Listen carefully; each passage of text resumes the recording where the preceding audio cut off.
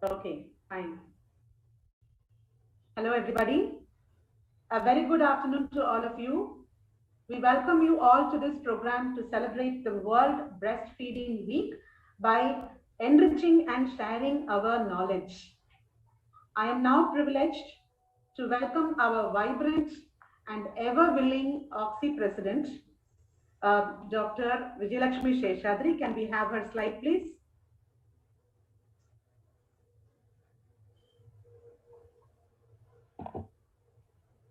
She is a senior consultant of OB-GYN in Sundaram Medical Foundation, Chennai. She is our dear OXI president. She is the executive committee member of GNFOG, and she is the member of quiz committee in FOXI, our quiz committee member of IMS. She is very academically oriented, very charming, very encouraging. She is also the breast committee member in FOXI. She is a past Chennai chapter secretary of IMS, Constitution Committee member of ISOPAB. She has won many best paper awards and she's got many accolades behind her name. And she's a chairperson of Research Committee IMS in 2018-2020. And the special areas of interest are high-risk obstetrics and midlife health. I request Madam to deliver her presidential address. Thank you. Thank you and welcome each one of you. Thanks a lot, Sumati, for that nice introduction. I know you are a master in weaving with several words. So thanks a lot for that. And today we have a very interesting and a different kind of a webinar, I would say.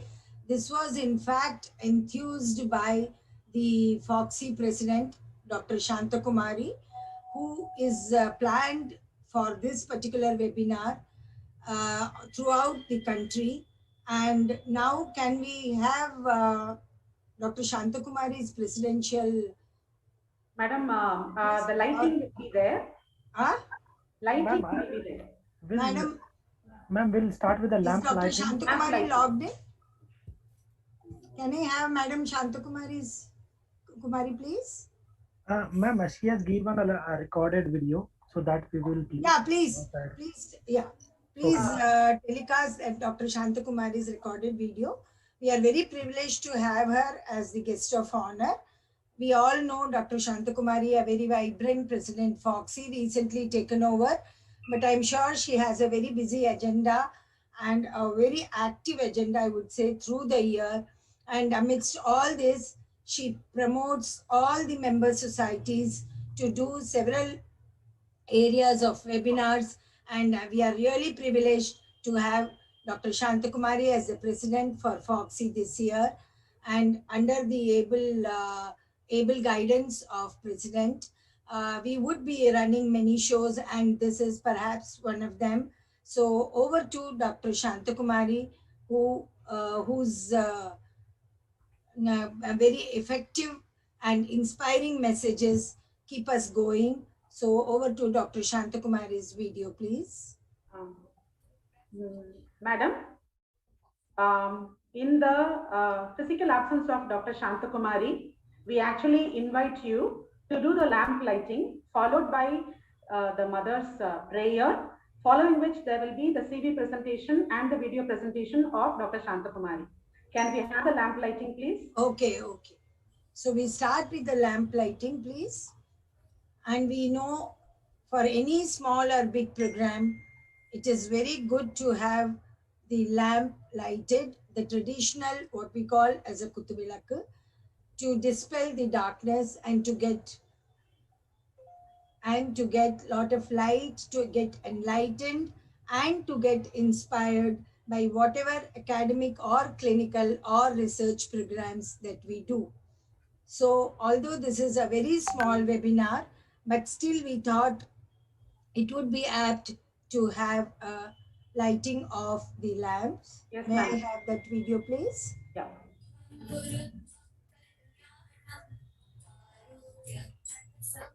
With this, we welcome all the faculty members and all the delegates who have kindly logged in for today.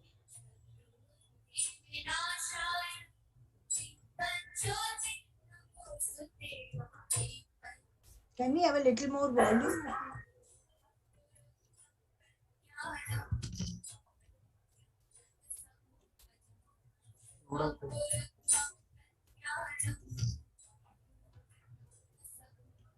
Okay, no problem. Yeah. So Following lighting which, is more important. this we will be having the mother's prayer.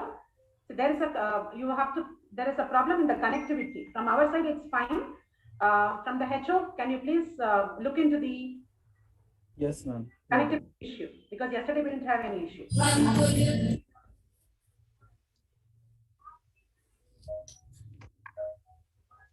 This is the mother's prayer they are praying. Yes, Sumati, go ahead. Yep. Please play it. Tejas, Yes, ma'am. Yes. kindly play this. यति मम जननी पश्चान्मामपि बोधयति कल्यति मम जननी पश्चान्मामपि बोधयति उष्णजलेन प्लावयति नववसनं सा परिधारयति कल्यति मम जननी पश्चान्मामपि बोधयति. So if the sound is not appropriate, let us move ahead. Yeah. The Kalye Buddhyati Mama Janani Paschanamapi Bodheti. Kalye Buddhyati Mama Janani Paschanamapi Bodheti. So this all means that the Kameth mom, any morning, my mom is awake. This is in the words of the child. She stirs me up a while, bathes me with waters warm, covers me with clothes anew. Cometh morn, my mom is awake, she stirs me up a while. On to forehead mine, my mom anoints a tilakam, does eyes with collyrium too, and earrings to ornament.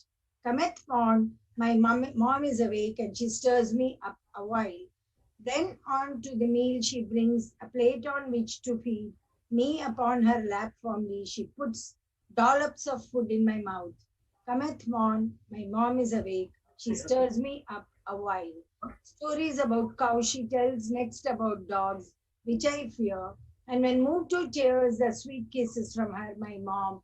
Cometh morn, my mom is awake, she stirs me up a while. So this all says how devoted and committed any mother can be to the babies.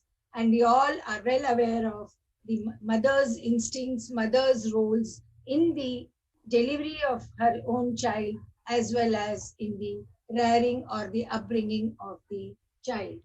It starts with breastfeeding, and that is why we are doing this breastfeeding week this week. All over the world, in all the countries, we have the breastfeeding week being celebrated from the 1st to 7th of August. And as a part of it, India celebrates the birth feeding week as well. So from Foxy, under the inspiration of Dr. Shantakumari, the president of Foxy, we have decided to do this under the patronage of MPO, and we really thank them from the bottom of my heart who have made this possible today. Can we play Dr. Shantakumari's slide, please? Please share her CV. Following which the video will come. Madam's video message will come.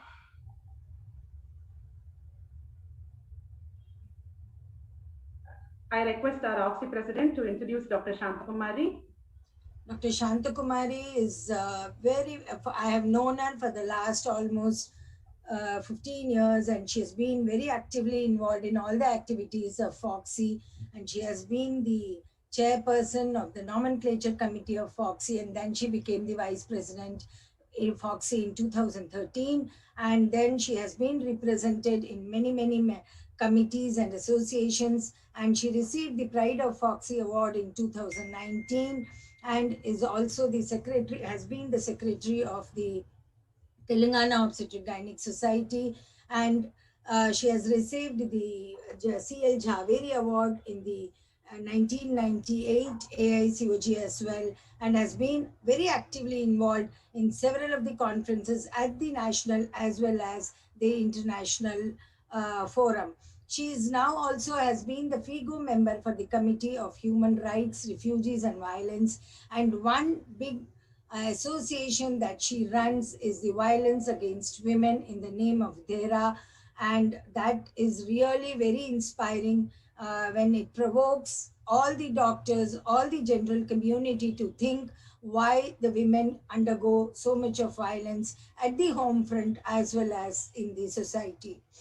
Dr. Shantakumari recently took over as the president of Foxy. We are very fortunate to be working under her leadership. So over to Dr. Shantakumari's address for this particular program. Thank you. Thank you, madam. Now, shall we have Foxy President's video message, please? Hope it works from the Yes, ma'am. Yeah.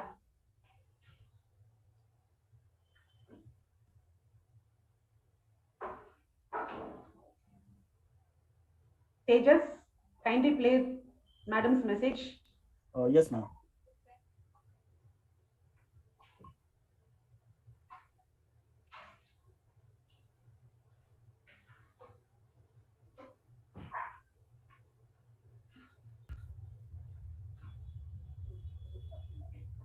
Dear friends and Foxians, greetings from Foxy. We come to you with the theme Foxy for All Always and Dhira Stop Violence Against Women. The World Breastfeeding Week is celebrated from the 1st to 7th of August every year. Clear?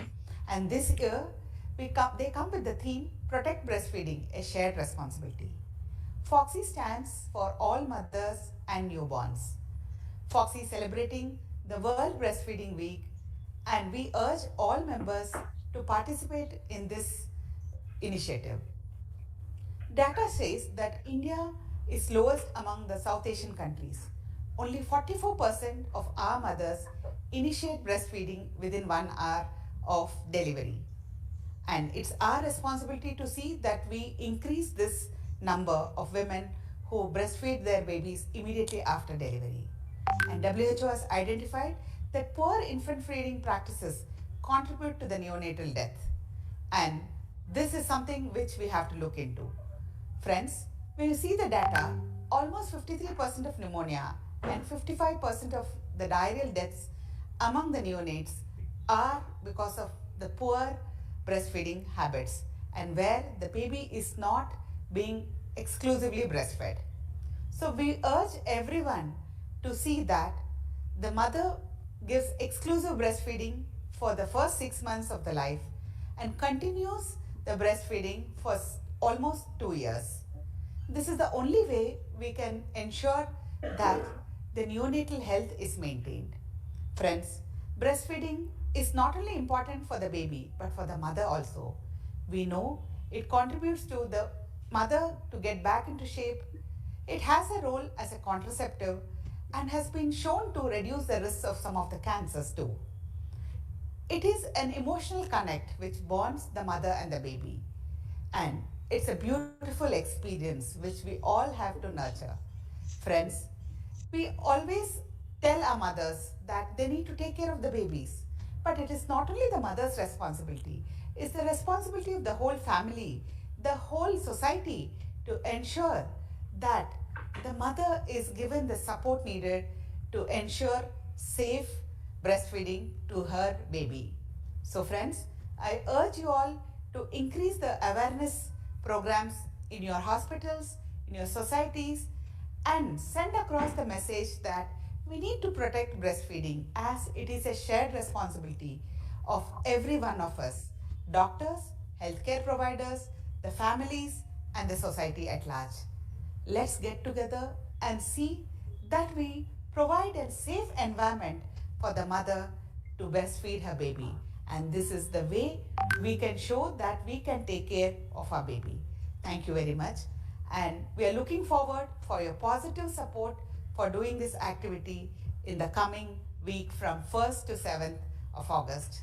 See you and hope that we get to hear the wonderful programs which you have conducted for this initiative. Thank you. Thank you. That was a wonderful message from Dr. Shantakumari, the president of Foxy. And now I think we will move ahead with the program that we have lined up for today. a very short program, but a very focused program as the panel discussion. And to run the show, I have with me our very active and energetic Dr. Sumati Premanand, who has been from the day I told her to get into this activity, she has been working hard and trying to make it as interesting as possible. And she, in fact, would be moderating this session, and we'll have very eminent four panelists to really interact and give us lots of take home messages. She also is trained in gynec endoscopy and has lot of interest in the laparoscopy as well. Lots of interest in reproductive medicine and adolescent gynecology. She is the medical director of the Darshan Fertility and Women's Medical Center at Chennai, and she will run the show with the four eminent panelists. And for the panel, we have chosen people from different areas. So one would be Dr. Gauri Meena, who is the obstetrician and gynecologist with the Apollo Hospitals and has several credits to her educational career with the gold medals and also being a topper in the university. She is also the member of the Royal College and is a recipient of the A.L. Mudaliar Traveling Fellowship. And she is very deeply interested with the high risk pregnancy care and the endoscopy and also the telemedicine. Today, Dr. Gauri Meena, you are welcome to interact with us in the panel. Then we have Dr. Rama Chandramohan, a very good friend of mine, professor in pediatrics with the Institute of Child Health, and also a very, very active member with all the pediatric societies, and is also the chairman of the Board of Postgraduate Studies in Tamil Nadu, Dr. MGR Medical University, and was a former president of the Indian Academy of Pediatrician Chennai branch. So, Professor Rama, welcome to you. Then we have Rekha Sudarshan. We have chosen her, though she is not a doctor, but is so closely associated with the medical field on one hand and with the patients on the other hand. She works as the lactation consultant. In fact, she's a very busy lactation consultant, I would say, as far as I could track her. She goes to several places trying to do her very efficient job. She is also a marathon runner. So probably most of the time she may be running as well in between the hospitals, I suppose. Rekha is a psychologist and also a childbirth educator. She's an internationally certified lactation consultant and has written several books on that as well.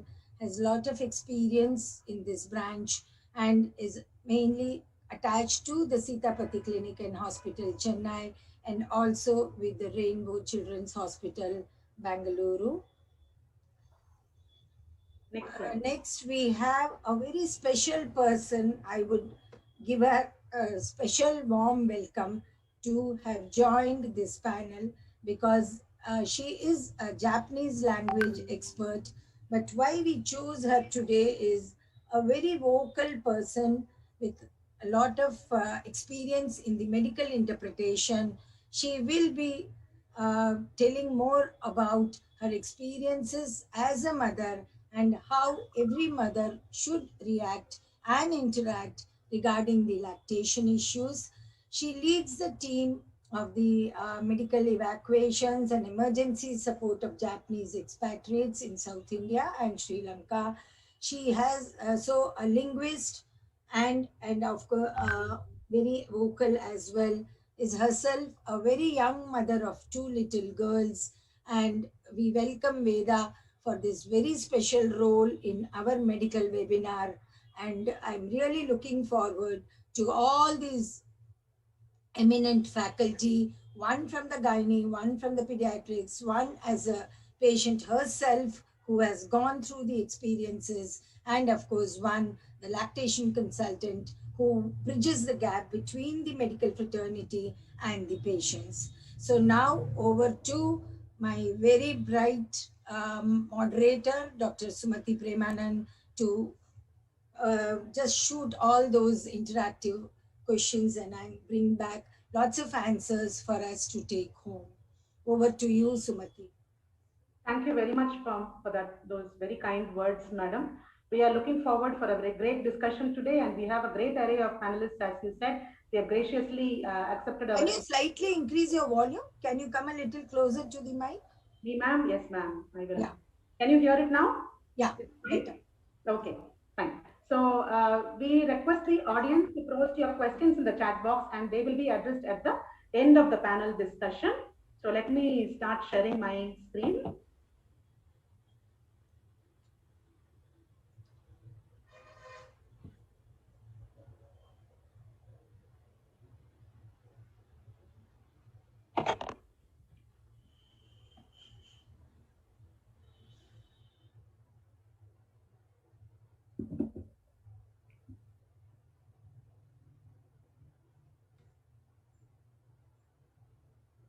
Sorry.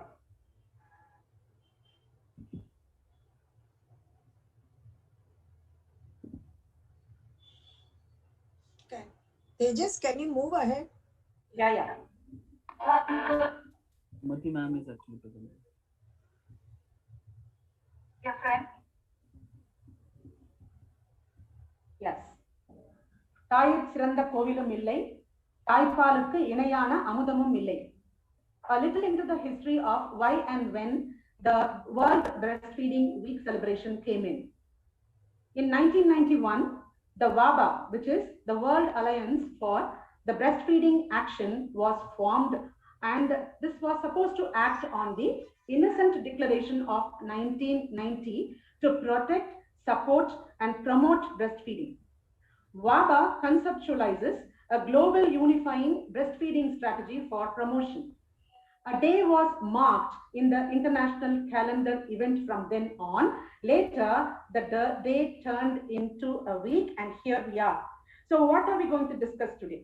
So instead of having case discussions and updates, we thought we will directly barge into with a wonderful panel, good panel discussion, and it was our president's idea, and it was very interesting to make these slides.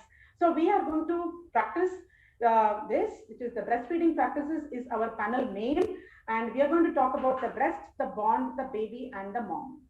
So welcome you all. Now we all know that breastfeeding is the universally recognized and preferred method of infant feeding, and the top breastfeeding challenges, however, of especially Indian women are sore nipples, latching and engorgement, exhaustion, baby bites, lactation issues, social issues, and postpartum depression.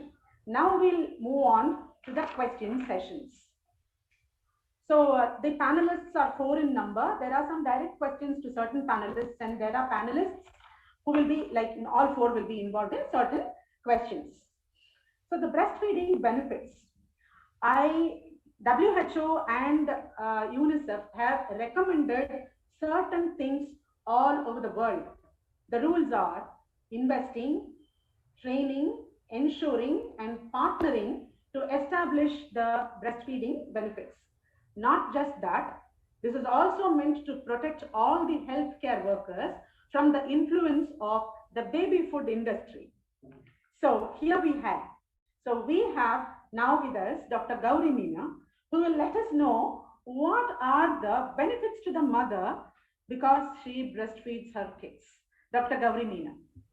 Wonderful. Thank you for the question. So very basically, from scientific point of view, when a mother breastfeeds, oxytocin hormone is released. This helps the uterus shrink and helps in her recovery. Oxytocin is also called as the love hormone. So as soon as the birth happens, lot of hormones which gave her joy and a little high are gone from her body. So when she continues to breastfeed, she has access to that oxytocin, which helps her mood, and it also helps with the bonding with the child. And literally, she dissolves all the extra stores of fat and protein that get deposited in the body through the milk. So she is able to release the excess weight that she gained during pregnancy. Plus, there is protection from breast cancer, protection from ovarian cancer, and there are so many, benefits like age reversal and improved memory. And it was fascinating to see how a single act of breastfeeding can actually make magic for the mother. So these are things that come to my mind at the moment. Thank you. Thank you, Dr. Gauri Meena. Now I invite Dr. Rama Chandra Mohan to give her opinion on what happens to the baby when the baby is breastfed. Dr. Rama, kindly unmute yourself and answer, madam. Yeah, first of all, let me thank all of you for giving me this opportunity. This is one topic which is extremely close to my heart. I have been, from the first year, that is 1992, I've been involved in the breastfeeding celebrations every year now for the past 29 years.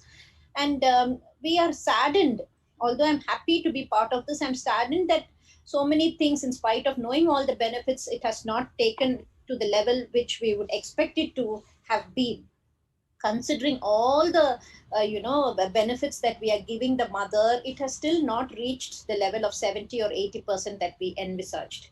So first of all, this babies, the milk that is produced by the mother for the baby, as we all know, is baby specific. It is just not species specific. If a mother gives birth to a preterm baby, it contains an increased amount of protein which is necessary for that preterm's growth, but it is less in lactose because the lactase enzyme is the last one to mature. So it is made in such a way that it is beneficial for her own baby. So that is the beauty of God's creation. So making a milk which is ideal for that baby, and we all know that it comes at the right temperature, it is available in the right quantity for that baby, meaning to say that colostrum is about 60 to 80 ml in the first 3 days. That is enough for the baby because the baby sleeps most of the time. And by the time the baby is active, by the end of the first week, the milk comes pouring down after the third day. So even the quantity is all pre-designed, and it is loaded with antibodies and immunoglobulin. All the infections that the mother would have had, she has produced antibodies through all that. So that is called an enteromammary circuit. Through that, the baby benefits from all the antibodies that the baby deserves to survive, so that after the third to fourth month, he or she can produce her own. So nutritionally, it is adequate. It is replete with antibodies, both in colostrum and in the later milk. And it has enough like cysteine and taurine kind of amino acids which are necessary for the neurodevelopmental follow. So because it is not, we cannot overfeed a baby who is breastfed, the baby's weight is kept under control. So we find that they thrive very well, but obesity is very rare among these babies. So because of this, the long term fetal associated adult diseases do not come in breastfed babies. You find that because of the intense bonding between the mother and the baby, you find that the baby is happier, sleeps better, is secure, and in all ways will become a good individual for the society. Wonderful, madam. Thank you very much. And what we will do is, I want one of you to tell about the successful breastfeeding steps. Rekha, can you go ahead? Rekha, please unmute yourself. Each of us can take one step, Sumati. Yeah, sure. Yeah. Sure. Ma'am, you can take the first step, ma'am. Rama, ma'am. Me? Rama, ma'am. Okay. Yeah, you can take it. Yeah. So the first step is it's a hospital policy, isn't it? I don't know the first step in this. Yes, ma'am. Yeah, so hospital policy. Yeah, so every hospital should have a written policy which should be displayed. So we have to put these charts all over the place saying that our hospital is only favoring breastfeeding. We have nothing to do with artificial feeds. Artificial feeds are detrimental to a child's development. So these are the hospital policies. If it is in place at every level, you will find that parents are more accepting that, okay, my breastfeeding is the rule in this hospital. Only if it is medically indicated and only if my mother or the baby cannot feed, I am allowed to do anything other than breastfeeding. So that is a hospital policy, which should be a written policy, which should be communicated to all the healthcare workers in the hospital. Wonderful. Staff competency. So can I take that, ma'am? Yeah, sure. Okay, so every hospital should ensure, every clinic, every maternity and childcare clinic should ensure that the staff are trained in this, so that all of us are on the same page. We believe, all of us, I'm sure, are on the same page again, to believe that nurses are an interface, and they communicate the best. So they should know the basics of breastfeeding, the benefits and the nuances. I would also go one step further and say that it's not just the nursing staff alone. I think all the staff, even the maintenance staff, everybody should know about breastfeeding, because there are days when, for example, an ayah, if I can say that word, comes into the room, and then I have seen her advising, because of her experience, I've seen her advising a new mother. So if only we can just train them. So that's why the breastfeeding week becomes very important, because a lot of competitions that happen in a lot of clinics and hospitals, and it's very important that we involve all the departments. One, it's like a teamwork. Two is everybody gets to know what it is all about. For example, in one of the hospitals that I go to, I don't want to name it, even the lab staff is a part of the breastfeeding celebration. The maintenance staff is there. The receptionists are also a part of it. And for instance, last year we got the accounts person also in charge, involved in it, because we realized that as a team, if we can just talk about breastfeeding, even when somebody goes and pays the money, the account staff can say, oh, we're very happy that you're paying for lactation. Is it very happy? Please continue breastfeeding. The kind of positive vibe and the positive message that the hospital can come. So the hospital staff, everybody, every single person in, of course, the medical staff should be trained on breastfeeding.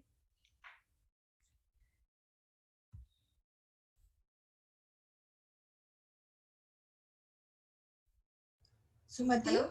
Yeah. Is Sumati not there? Yeah, I'll go with the next point then. Yeah. So antenatal care is not just taking care of the mother and the child while the child is inside, but essentially it involves preparation of the mother, how to handle the child later on. And breastfeeding is an essential part. In a busy OPD clinic, many of the times among the other critical determinants like checking for anemia, gestation diabetes, asking for movements, this goes behind. It happens naturally.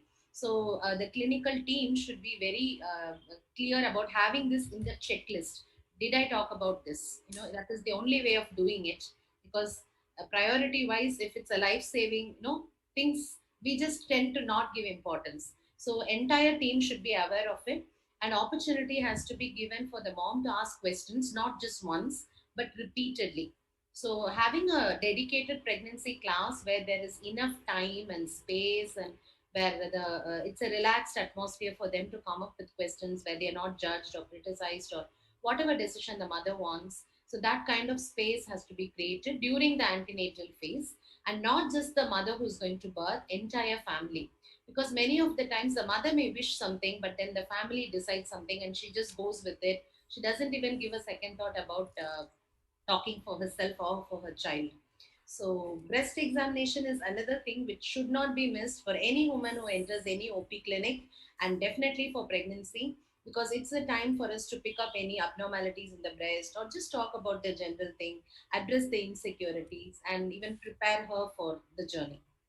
Thank you. I can take the fourth one, ma'am.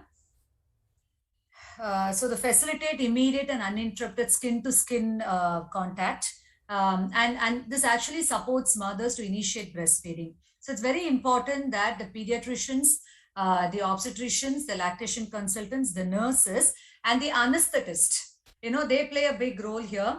In case there's a cesarean happening, or in case even if the mother's taken the pregnant woman has taken an epidural, the anesthetists also play a very big role, especially when it comes to cesarean, to put the baby on the breast immediately after birth. I think all of us know the benefits of skin-to-skin contact, but having said that, I think it's always very important that we insist that the initiation of breastfeeding happens and the skin-to-skin contact continues. Of course, for preterm babies, of course, Rama ma'am will throw more light on that, but we do advise kangaroo care. and kangaroo mother care, and all the nurses in the NICU are very well trained about that. Of late, I have these, I call them the organic mothers, because they are into, they're into all kinds of organic stuff. So we call them the organic mothers in a good way. So these are mothers where the fathers are also involved, the husbands come in, because we do insist them coming them for the labor class. And then off late, what I have done in my antenatal classes is that for the breastfeeding class, we ensure that mothers-in-law and grandmothers join, because they're big time policy makers, so we want them involved in that. So when that happens, we also teach the kangaroo mother care to the fathers. They will know, because it's so easy for them to do, and and that's one way of feeling with the baby, when they do that. So the skin to skin contact is very important, and we do help them with that. Yes, I think Grandma about the pediatric. The skin to skin contact, I'm so glad that you emphasize that. But what we have found in our National Family Health Survey of 4, National Health Survey 4, we found that our initiation rates are very, very low. It's only 41%, whereas institutional deliveries are nearly 100% in Tamil Nadu. And just a couple of states like Meghalaya and Lakshadweep are in the 70s. So I really don't know what can be wrong with our initiation rates, because say there are 20% of babies who require NICU. Even then, at least about 70% we should have early initiation. I don't know why we are lagging behind, and that is something which we really need to worry about. And when people are asked, they say it is for the colostrum. The early initiation is not just for the colostrum, it is for the bonding that happens, temperature maintenance, the mother's uterine contraction. Everything will happen within this half an hour to 1 hour. It's very precious time. So by reducing improving the uterine contraction, you can also reduce postpartum hemorrhage and anemia in the mother. So what more can we ask for? And after 1 hour or 2 hours, you'll find that the baby goes to sleep, sometimes for long spells. So we have missed on the initial advantage of starting the feeds early. So that is the importance of this early initiation within 1 to 2 hours at the most. Supposing you want to give your vitamin K, you want to weigh the baby on a cold weighing scale, you do it a little later. You do it maybe after the initial feed has been taken. If the baby is not going to lose weight or anything going to happen in that time. So that is my take on that. And I'll take the next one, which is support mothers with breastfeeding. Very, very important. So I just had a talk on this, and I keep telling my junior doctors, please observe the act of breastfeeding before the mother goes home. Make sure that the latching, the positioning, everything is all right. You can prevent a lot of problems, because the minute the baby goes home and starts crying, you'll find that the entire the community itself will come together to tell her that her milk is not enough and she should start on other feeds. So please spend a few minutes, observe each mother, at least the primaries. You know that the second or third, you can ask her, have you successfully breastfed your previous ones? Then you go ahead. But a primary needs a lot of support. She herself is coming with 101 problems. Maybe she had a daughter and her mother-in-law is very upset with her, and she herself is in depression, a teenage woman. She needs all the support that she needs at that time. So before she goes home, confirm that she's feeding well, she's on the right track. You can send her. If you are not happy, tell her to come back in a week's time. I think that will sort out most of the early first 2 weeks are the worst part for a mother and the baby. If that is tided over, then you'll have extremely successful breastfeeding rates. And I probably the supplementing also I'll have to talk about, The because sixth that's one, also yeah. coming in pediatrics. And supplementing, if you find that a preterm baby is born, he's not able to catch up the weight, you can add human milk fortifiers after about 100 ml per kg is reached. Very rarely we have needed to resort to artificial feeds, very, very rarely. And if you look at the contraindication, it can only be some inborn error of metabolism like galactosemia and all that, even because even with HIV we tell them to feed. And maybe if the mother is no longer there, then we'll have to tell about alternate feeds, how exactly it should be given so that the baby is not compromised. Rooming in take, or is anybody else? I seem to be doing a lot of talking. The seventh one I can take, the rooming in. or I think Dr. Gaudi can take it. Yeah. Any one of you. Speak about a point which Dr. Rama mentioned about who will take the in charge of feeding the child within the golden hour. See, there are specific actions that need to happen for the mother and for the child. So I think we should have a designated person rather a named person. We must name that person. You are responsible for that. Like that in every labor room or shift or whichever works in a particular institution, if we have, and we can even add this to the regular drills that we do, like PPH management, PIH. I think this is equally important as the other things, even though it doesn't look dramatic and traumatic as those emergencies. So I think that way slowly we can make sure that this doesn't get missed in that celebration or if there is an emergency. And moving on to the next point, practicing rooming in. I think when I go for rounds, either normal delivery or a C-section, many of the time I find the child in the cradle or in the grandmother's lap. Yes, it's a nice thing to have your child in your lap and all the cuddling and kissing. Everything is nice, but then the mother is left alone in the bed. And even if there is a rooming in, it's not skin to skin. It's like the baby is wrapped in so many layers, the mom is wrapped in so many layers. We'll also be talking about the lingerie that they are wearing, the clothing they wear to breastfeed. Many of the so-called breastfeeding friendly clothes are actually hindering the whole process, and I will talk about it more when we reach there. So I will tell skin to skin, not nighty to t-shirt. I'll be talking using pun to make sure they get it. And when a sleep deprived mom wants to just, she's not wanting to do that. It's not that she feels tired, and the family is the one who should be able to help her do this, achieve this. And for few brief moments when we are there, we insist. But the minute the team is gone, and then again the baby goes back to the cradle, and the mom is left alone, especially in C sections. I think that sensitivity and awareness has to seep through farther more in the society. It's not BFHI, it has to be BFSI, where breastfeeding friendly societal initiative has to happen. Unless we take care of the roots, we can't have the fruits. Thank you. Nice points. Nice points. I want somebody to summarize the rest of the points. One person. Yes, ma'am. Unmute, ma'am. Yeah. So this earlier we were saying feeding on demand. So now it is changed to responsive feeding.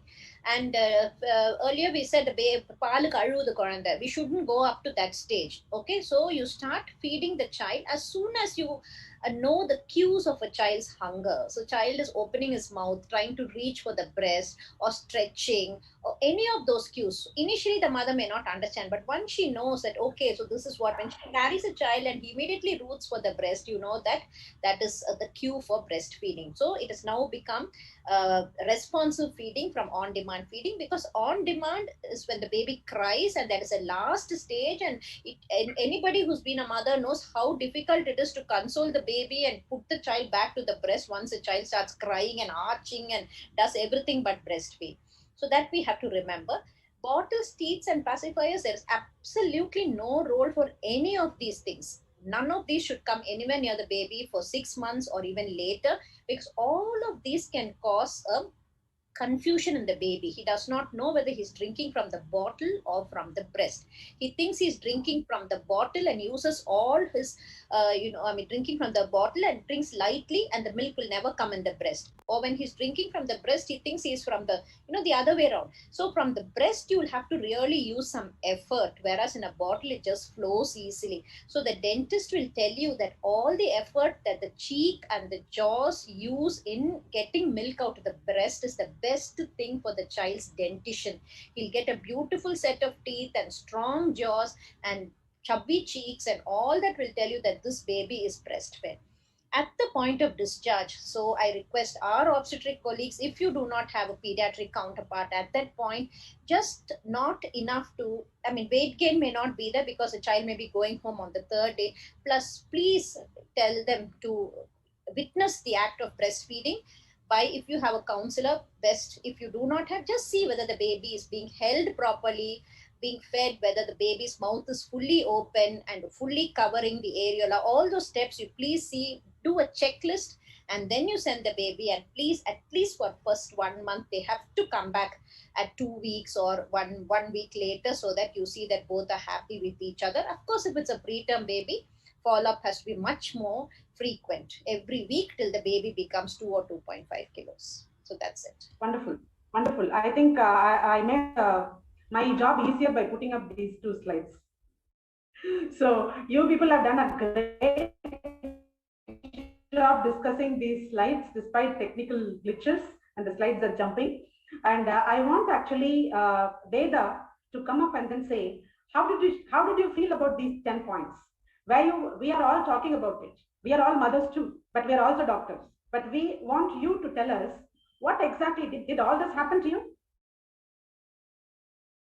Veda, can you unmute and tell, did all this happen to you?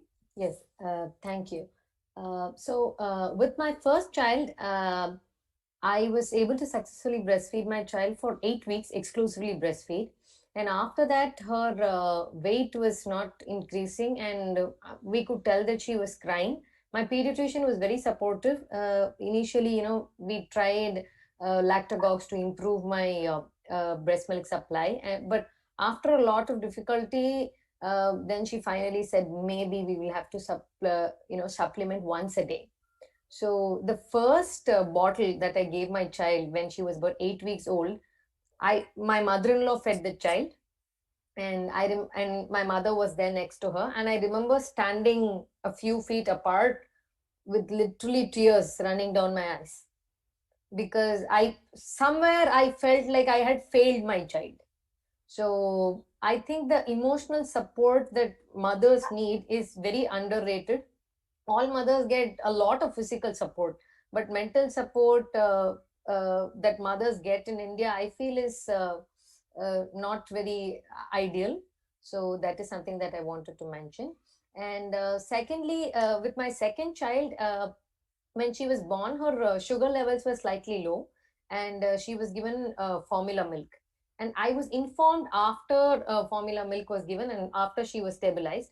Although I understood that it was for medical reasons, I felt a pang, because I wanted to be informed before formula was given to my child. Although it was for medical reasons, I felt like I should have been informed.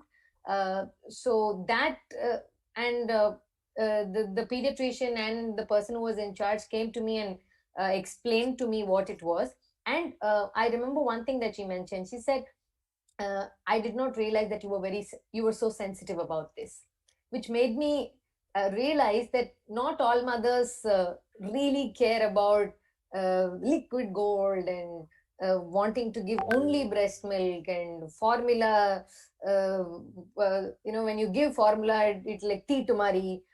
So that sort of a thought is not there among many mothers, is what I felt when the doctor told me that she didn't realize that I was being so sensitive about formula.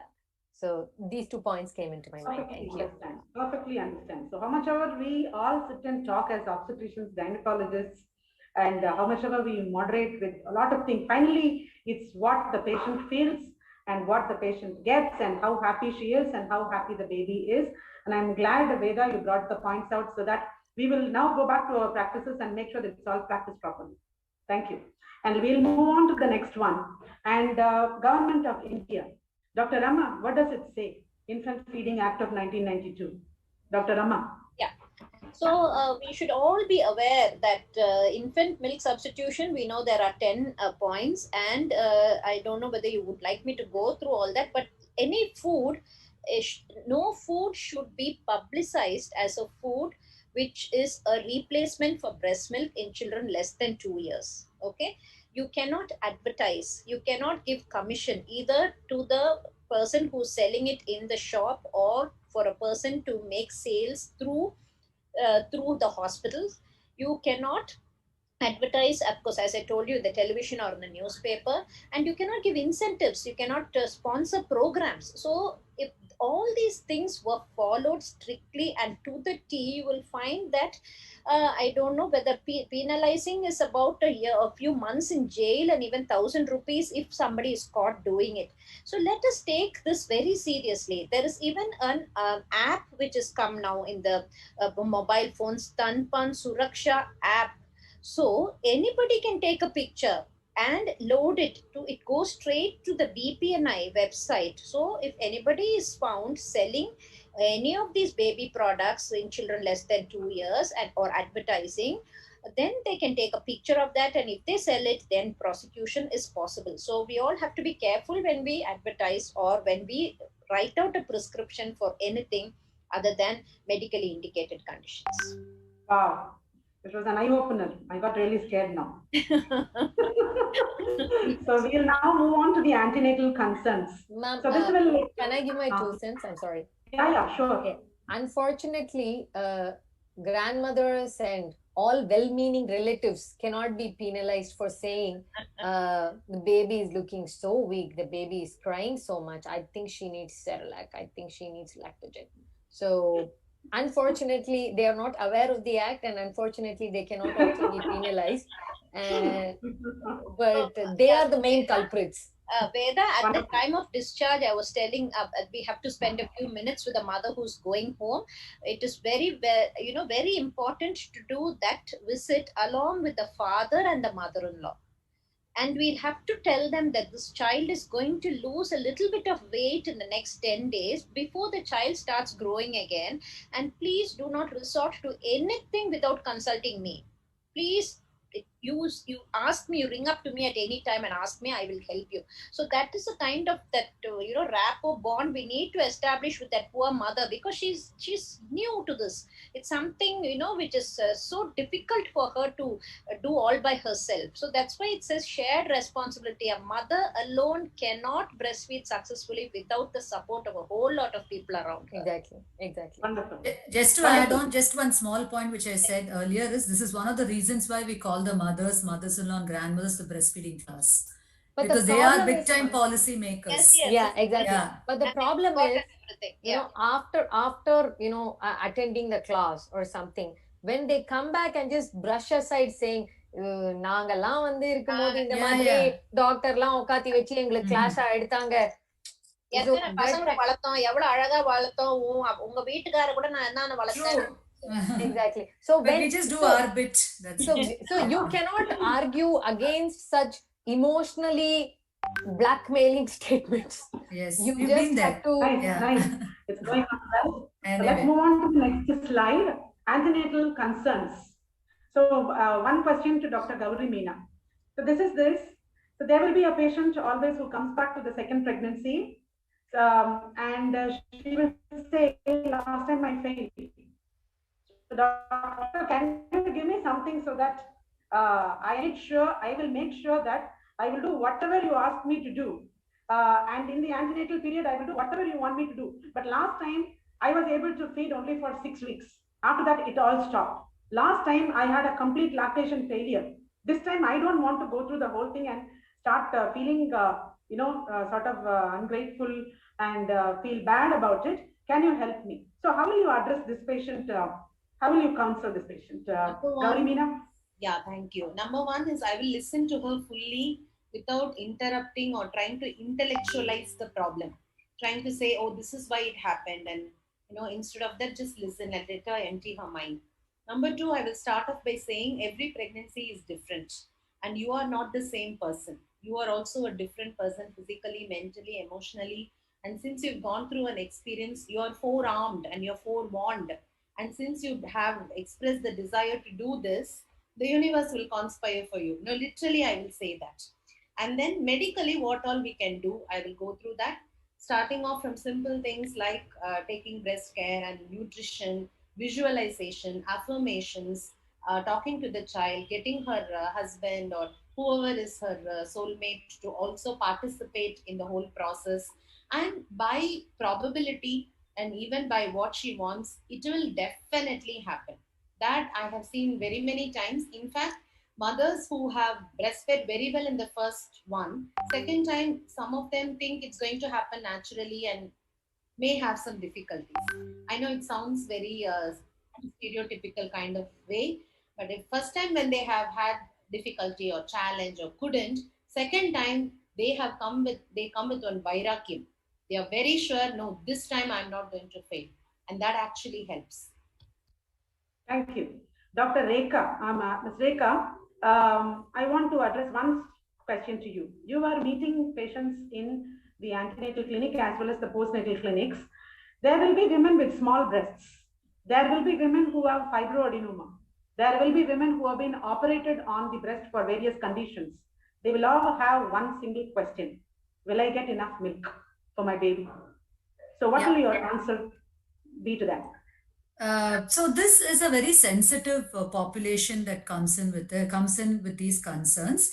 But the most important thing, I'll handle one at a time. When somebody has small breast and they have concern, I've always seen more than her, it is her mother who will have the more concern on this, saying that right from she attained puberty, she's been having small breast. I also realize as a psychologist, it goes beyond much deeper than breastfeeding, that little girl, probably now a young woman, has been psychologically affected by having a small breast. And many of these women who have gone through this, they won't even let us examine their breast. So when I go, and I always ask their permission, and I always tell the nurses also, ask their permission and then examine the breast. So when I say, can I examine your breast? I've seen them literally closing it like this, or, closing it with a towel, and asking the husband to go out, things like that. So the most important thing here to handle is, I'm not talking about breastfeeding to her at all. I'm talking to her about other concerns and then come to breastfeeding, and also tell her size of the breast really doesn't matter when it comes to breastfeeding. So that's for a small breast. When somebody has some problems like a fibroadenoma or have only one breast, yes, we do talk to them about how that one breast can definitely produce milk and how she can still breastfeed just like any other normal person, and there's nothing abnormal about the whole thing. Of course, if somebody has gone through surgery where she doesn't have any breast or anything, then we talk to her about first find out about what is her interest on breastfeeding.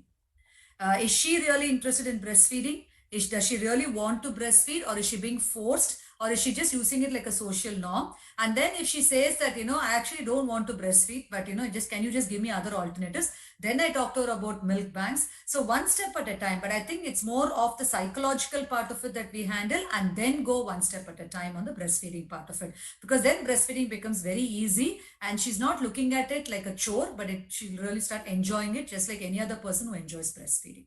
How frequently do we come across, this is for Rekha and Dr. Gauri Meena, who will say, patients who will say like what she mentioned, I don't want to breastfeed my baby for various reasons. Why do you think women would even come up with this sort of thing? Have you guys met women like this? Just share us just one or two instances why they really don't want to breastfeed. Yes. So I have come across a couple of them who don't want to breastfeed and who are very vocal about this even during their antenatal period, to the extent that their birth plan had that, saying that I don't want to breastfeed. I'm very clear about it. Okay, so these are people we just talk to them, but we don't force them, because at the end of the day, this is what she wants. But being a lactation consultant and being a responsible citizen, knowing all the benefits of breastfeeding, in a very different way, I would ask her, do you know the benefits? Yeah. And these are smart women who say, I know all the benefits, but I don't want to breastfeed. As simple as that. But having said that, if both the parties, the husband and the wife together, are saying we don't want to breastfeed, it's a completely different concern. If the husband says, no, I wanted to breastfeed, and the wife says, I don't want to breastfeed, it's a complete problem by itself. Then I really have to go into marriage counseling, then talk to the husband and find out why does he want to insist and why is it that she doesn't want to. But we have come across cases, even as recent as 2 months back, I had this, I could just see that her braziers were getting wet. She said, I don't want to breastfeed, direct breastfeeding. She said, I will not do direct breastfeeding. I asked her why. She said, I don't feel like doing direct breastfeeding. And then I sat with her and I asked her, she said, I don't like doing breastfeeding. As simple as that. But what is it that you want me to give her breast milk, right? I'll pump and give it, but I will not do direct breastfeeding. So I just couldn't talk to her beyond that. So then I consoled myself saying that, okay, at least express breast milk, that's fine. But it only lasted for a while. We know why, the reason. Then she had to give formula, but most important, she's a happy mother. Is a mother happy about doing it, or is she being forced about doing it? Makes all the difference. Okay, that's great. So we also come to know that In spite of we insisting, there will be, and probably this population is also going to increase, a small group of women will probably even resist breastfeeding.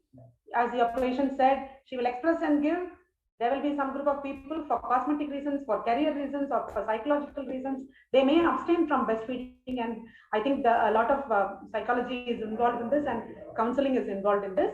And I have one question for Dr. Gauri Meena. So, or any other panelist, if the baby is being born by an IVF, IVF is increasing. Suppose the mother is a surrogate mother. She is not going to look at the baby, care for the baby. The baby is going to be given away to the non-biological mothers, and the surrogate mother is going to go away. She is going to be secreting milk, and we are going to stop the secretion in the milk for her. How are these babies managed?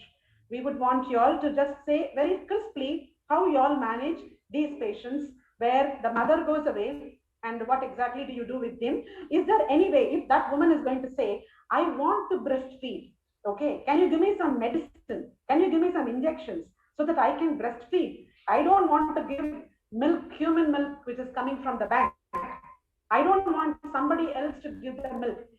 Is there a possibility that I can feed this baby? It is just that I couldn't bear the baby. Can't I even breastfeed? It is definitely a question of a mother which will come to you, which would have come to your chambers. How did you all manage this? So if Dr. I Gauri Meena, Dr. answer that, Brahma? I have not had any personal experience treating this scenario. But at the same time, there is a process for relactation where a mother breastfed for some time, had to take a break for any valid reason, and then reinitiate. Those situations definitely work. And then for someone who's adopted a kid and they want to breastfeed more for the bonding rather than for the nutritive value, then also there is a possibility. And if you look at something totally different, like someone is on this dopaminergic agonist, they have hyperprolactinemia, they are not even pregnant, and then they produce milk. So medically it is possible. Psychologically also, if the mother wants to do, there is a possibility for us to do, but then it's a question of perseverance and how far the mother is ready to go to get into this process.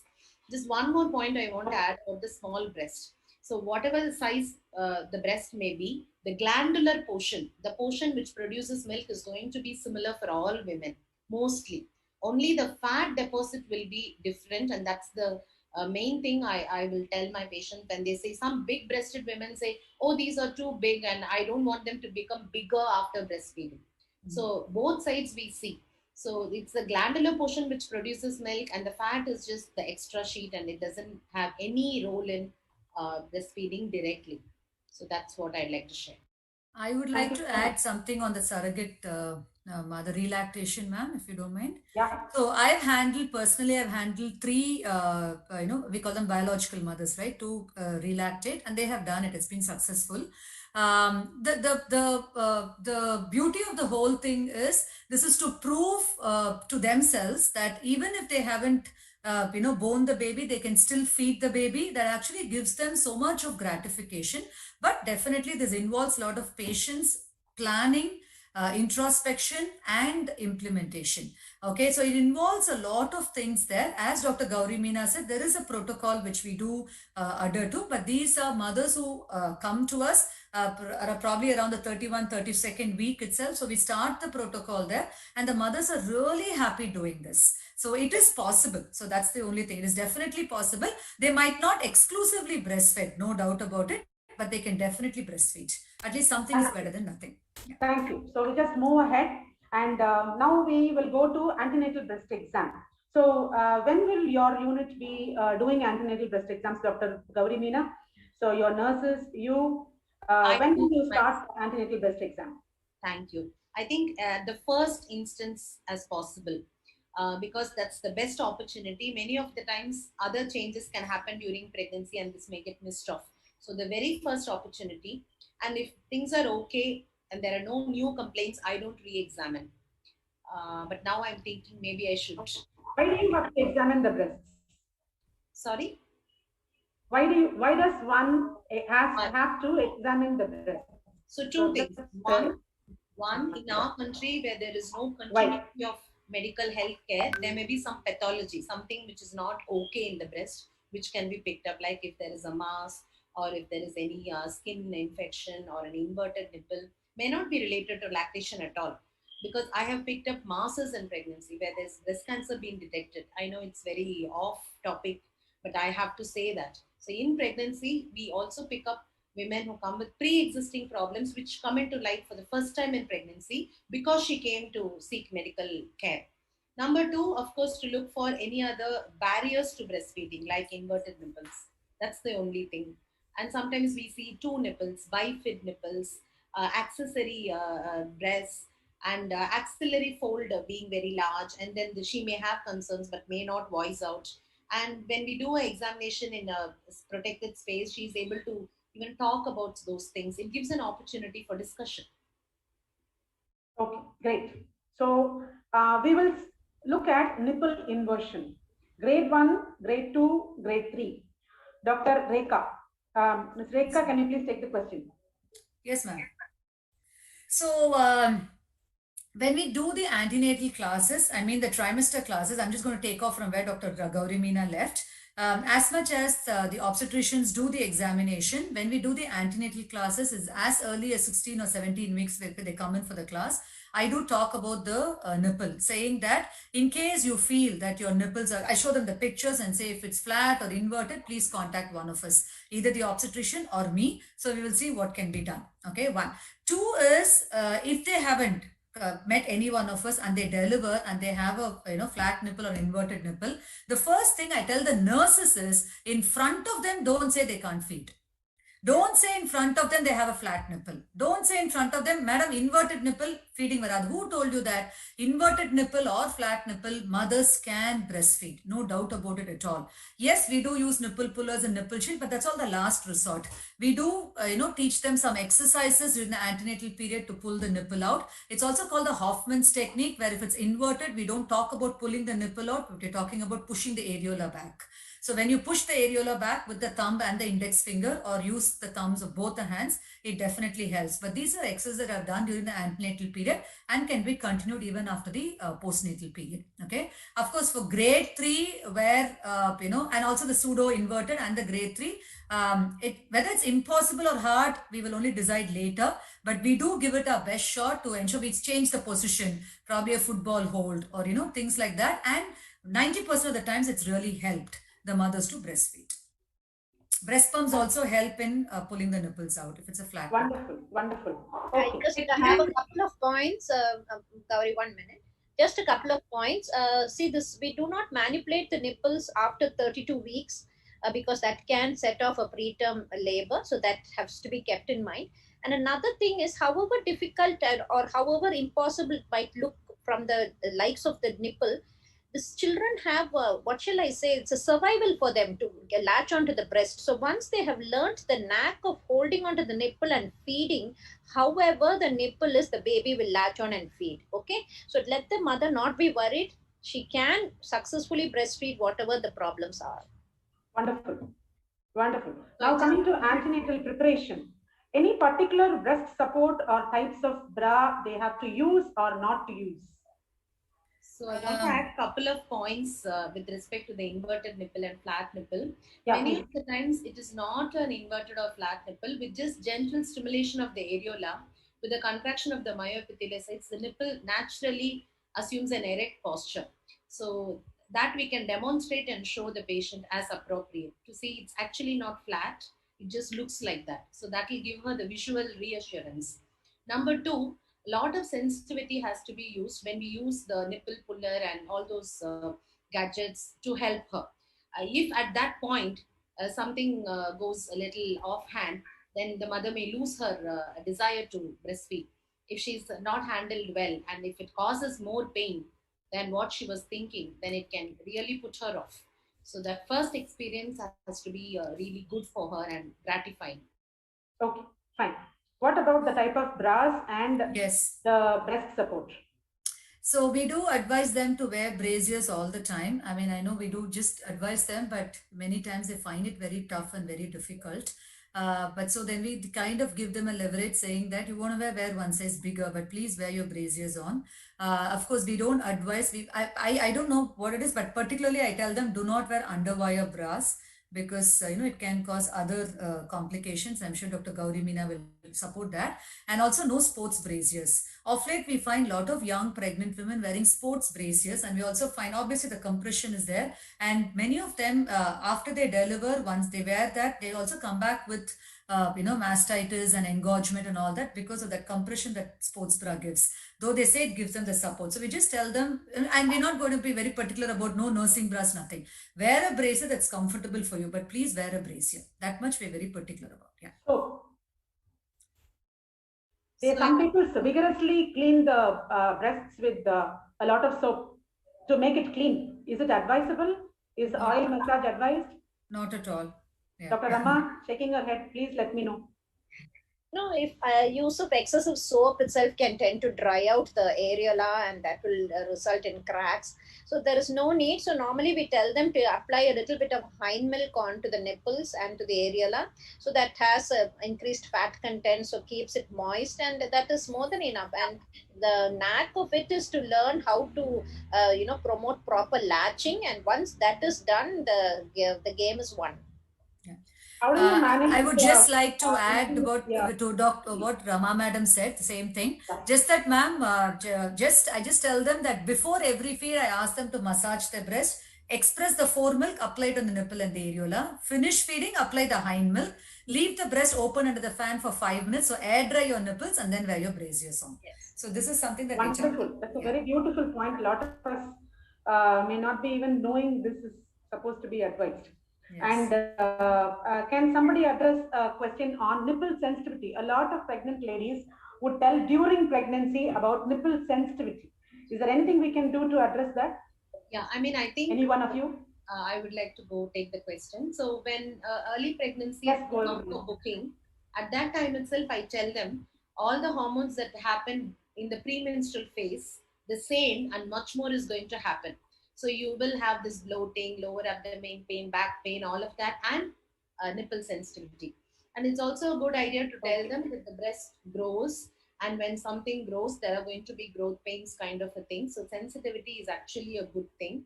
So that once we say that, they understand there's nothing going wrong. Even though we very many times tell that breast pain is not cancer or is not linked with cancer. In fact, breast pain means that there is no cancer almost. They still link it with that. So that's why examination and reassurance is very important. Wonderful. Another point about wearing the braziers, in the night, a lot of our Indian women and men wear underwear all the time, which is actually not needed. In fact, it causes skin infections, especially fungal infections, which are much more common in pregnancy. So that is something I would say, allow the skin to breathe when possible. Okay, this slide is for Veda. Veda, how good was the team which was managing you? So the golden hour, the first few minutes, the first few hours, how good was that done for you? Were you happy? Were you immediately roomed in? Did all what we talked was done? Yes. I was able to feed both my children in the golden hour. Everybody in the hospital were very supportive, and it was a great feeling to see the baby crawl and latch on to my breast. So I had a very positive experience. And after I was moved to the ward, the baby was in the cradle, but the nurses would always come on time and say, it's time for you to breastfeed. So, and give the baby to me. So, and they were also very supportive in the sense that, when you're exhausted and when I would like to sleep, they would take the baby for burping. So at least those, yes. So those 2-3 days when I was in the hospital, I had good support. Okay, now let's talk about milk issues. So whenever a gynecologist or the pediatrician walks into the postnatal mother's room, 90 to 95% of times we are faced with these questions. Breast engorgement, no milk, less milk. Doctor, can you give us formula feed? The baby is dying, sort of crying all through the night. We didn't sleep, doctor. So they almost, sort of tell us like, you slept and came and we are not sleeping. So that sort of questioning, and it literally like puts us off, and we would now want to immediately clarify. So when somebody says no milk, what do you say, Dr. Gauri Meena? Milk varla. Enna pandrathu? So first I'll ask, did you see the pediatrician? Baby paathe enna sonnanga? That is then my pediatrician will be my savior. And they'll say, no, baby is putting on weight, everything. So then from there, if I start, my words will be heard. Otherwise, I will lose in that battle. So that's the first. If they haven't seen, then I'll say, okay, I'll wait. You first go take the child. So that itself is very reassuring. Of course, objectively, we can use a pump and show how much milk she's making, or really diagnose if what she says is not true, because that is also a possibility. But when a baby sucks, the milk that comes, and the hand expression or the pump, it's not going to be the same. That is something we have to definitely say before we try any of the objective ways of handling this. Okay, one question to Dr. Rama now. Now, actually speaking, we just have about 14 minutes to go, but with a lot of questions. So we'll be very fast and crisp also. So Okay. Dr. Rama, just one question. Yeah. How do you estimate whether the milk is less or normal? They are always going to say it is less. They will be worried. They would want to give a gallon of milk. But we have to assure them that this is enough. So what will you actually tell them to tell them that it is actually not less, but it is normal? Okay. So there are 3 to 4 issues of 3 to 4 things that we have to see when we want to know whether the milk is adequate or not. The first and the best is, of course, weight gain. We expect a term baby to gain about 30 grams every day, a preterm baby to gain about 15 to 20 grams per day. Second is the child has to void urine about 6 to 8 times, has to pass stools about 3 to 4 times. When I say stools, there's something that you should remember, that the stools, the consistency is more important than the frequency. The child can pass stools every day, but can pass like pellets. Whereas a breastfed child can pass once in 5 days, but yet pass a good, nice, smooth stool. That is what matters. Okay, so many mothers will come and tell, 5 nala motion pola, 6 nala motion. Doesn't matter. Child is happy, feeding well, voiding urine well. So that's what we need to see. So, and baby should sleep at least 2 to 3 hours after every feed. So these are all the indicators that the child is having adequate feeds. என் குழந்தை எப்ப பார்த்தாலும் அழுதுகிட்டு இருக்கு, that is only their main complaint. We have to reassure them that that is the child's way of communication. The child cannot talk. For everything, the child has to cry. He cannot say that I'm uncomfortable, the mosquitoes are biting me, you hold me, ma. He cannot say anything. So they tend to cry.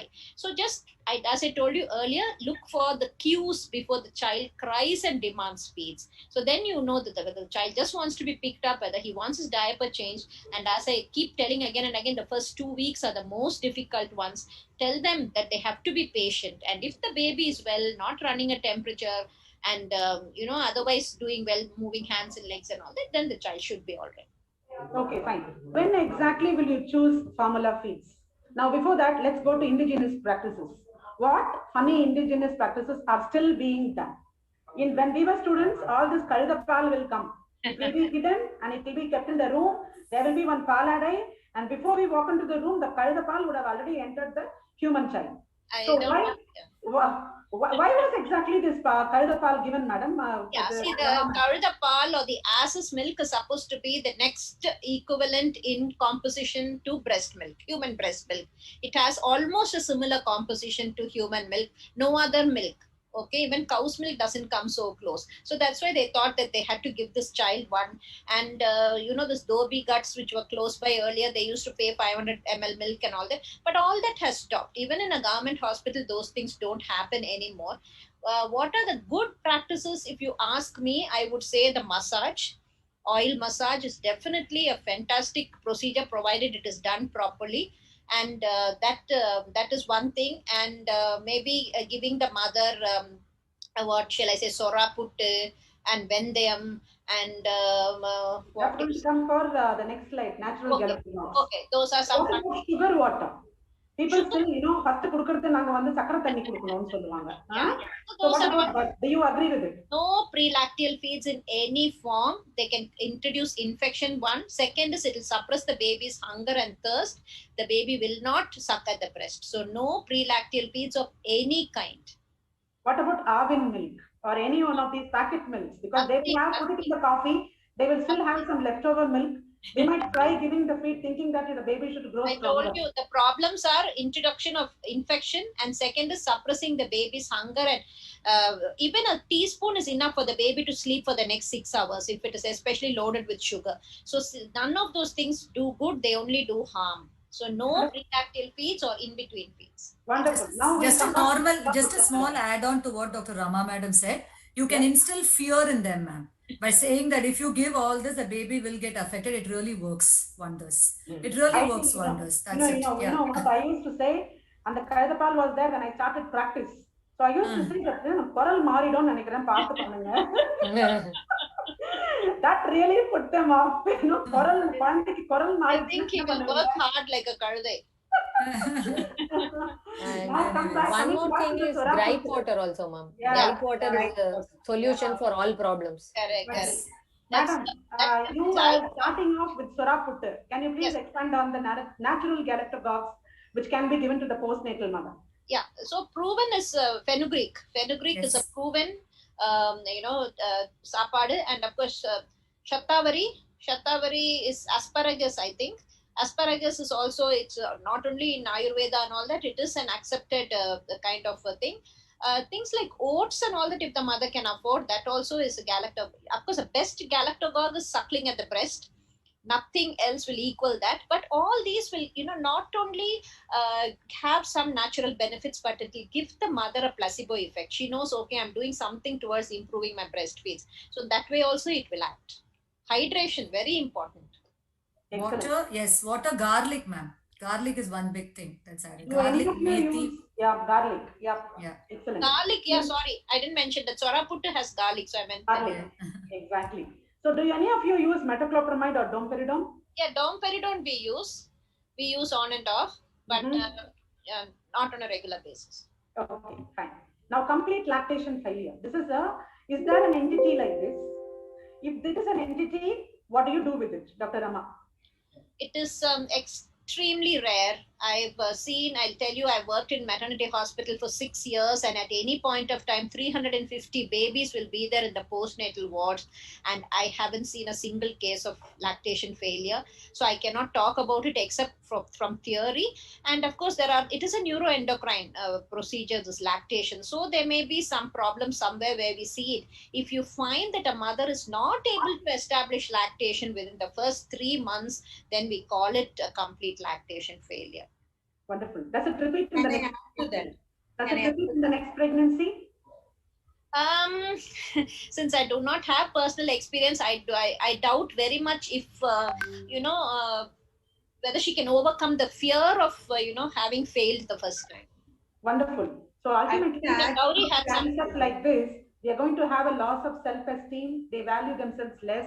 And earlier, Veda also pointed out that she was depressed about this. Yeah. So let's go to milk banking. Why is milk banking? Let's talk about pooled milk and human milk banking. Dr. Rama. Yeah, human milk banking after the 1980 in Mumbai, Institute of Child Health started one about 5 years ago, doing extremely well. We have saved the lives of so many babies. And mothers, today we celebrated by giving certificates to all those mothers who came forward to breastfeed and to donate milk.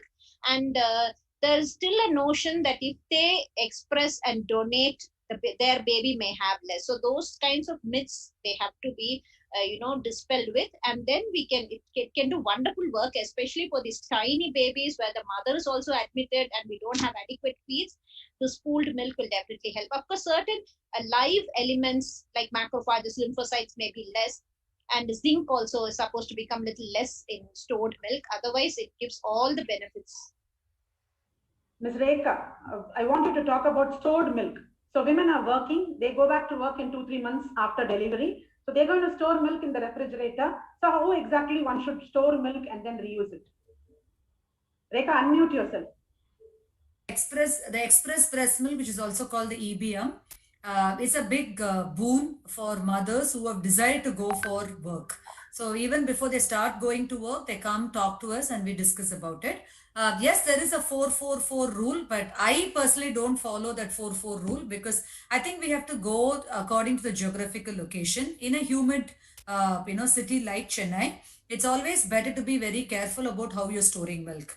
Now, having said that, we, of late, on the past 2-3 years, we've been telling them to store it in a, with the BPNI's recommendation, store it in a steel container so that the molecules don't get attached to the glass bottle, but it has to be clean, it has to be sterilized, and we'll be very happy if only one person handles it while they're expressing and the other person who's taking it out also follows certain safe guidelines. So having said that, in a room, temperature, we do say 2 to 3 hours. This is my personal recommendation, but we can even go up to 4 to 5 hours where there's no sunlight coming in, direct sunlight coming in.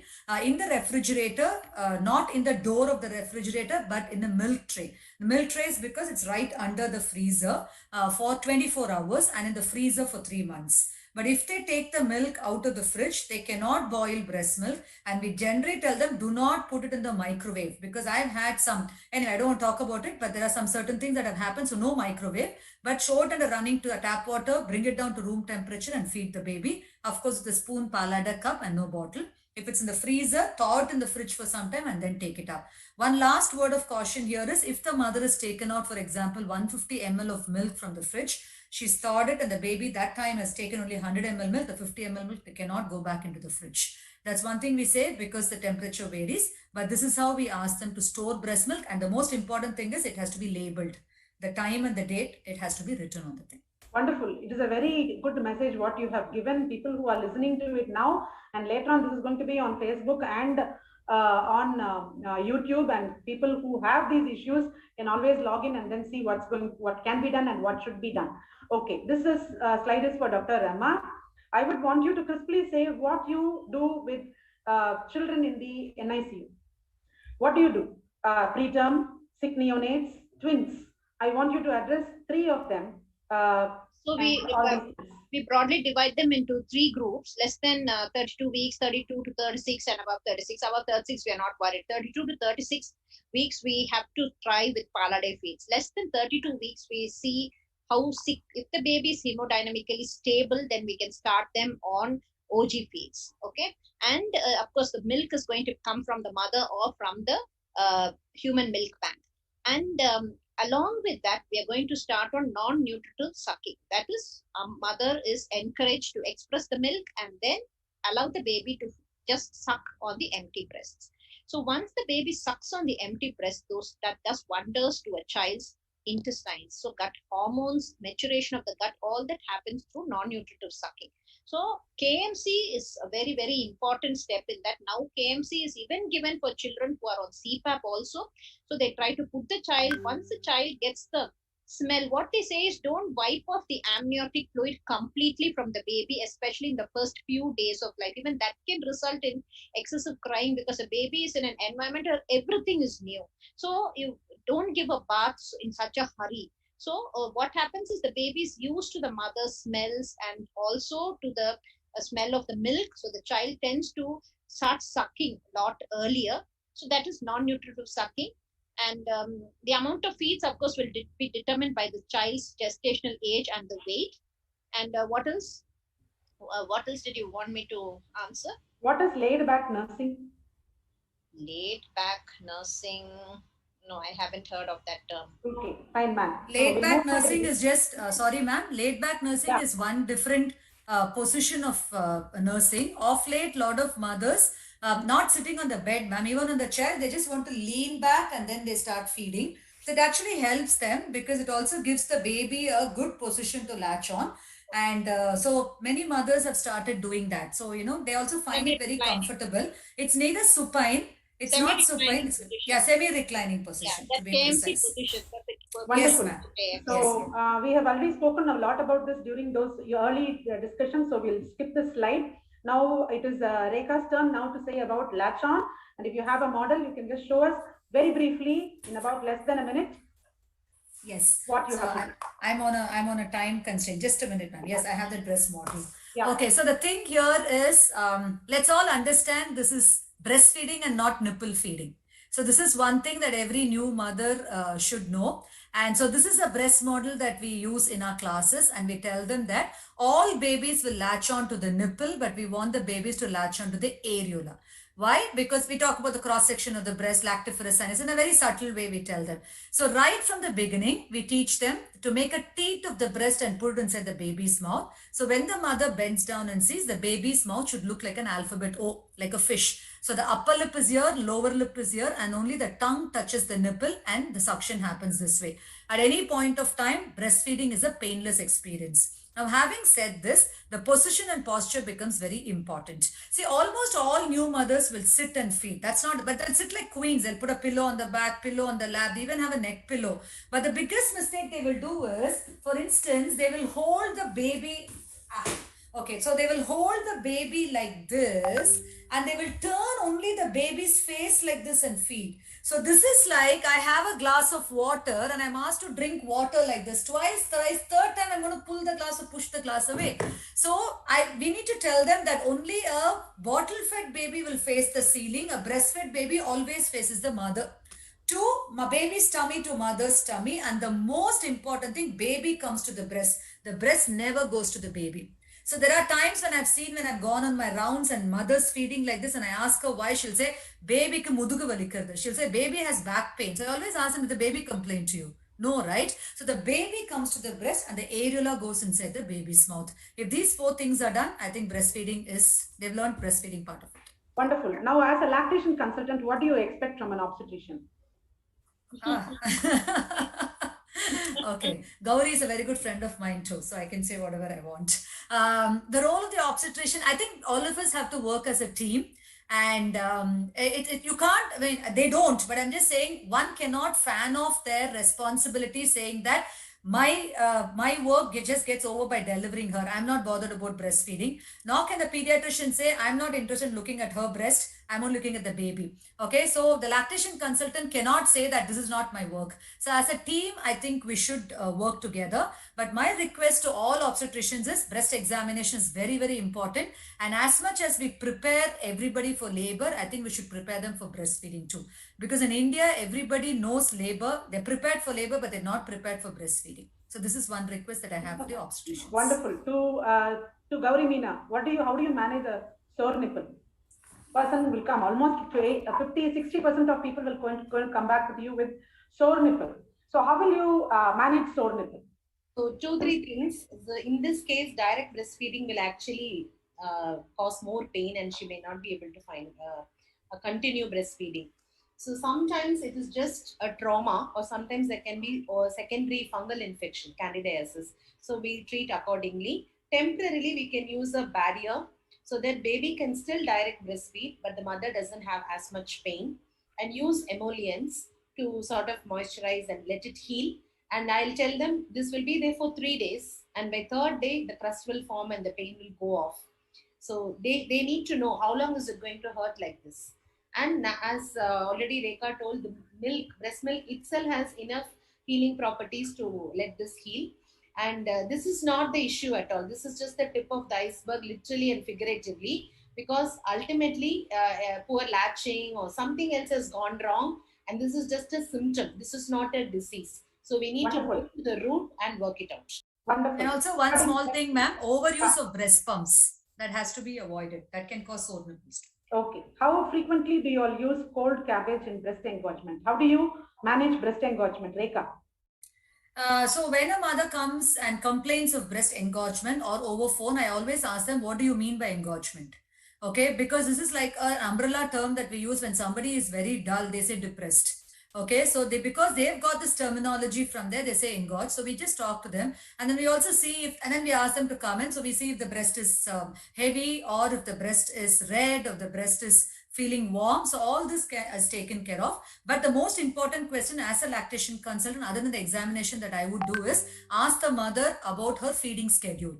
So how many times is she feeding the baby? How long is she feeding the baby? And how the latch is the baby just using the breast as a pacifier, or the baby is really latching on and feeding? So all this is taken care of. And then I talk to her about engorgement. And then we also tell them that as a rule, as a policy, we just teach them that before every feed, massage your breast nicely. But in case they have an engorgement, I tell them, do not massage on the engorged area.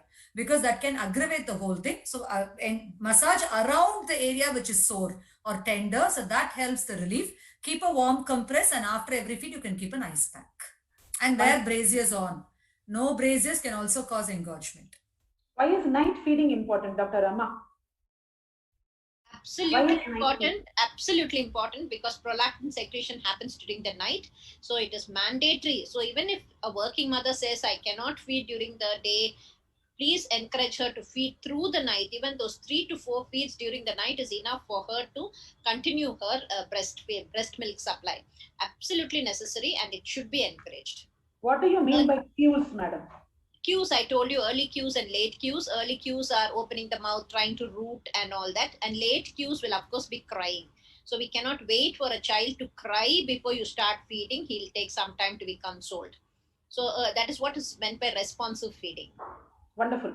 And now let's go to neonatal defects and how you manage these kids when they are born.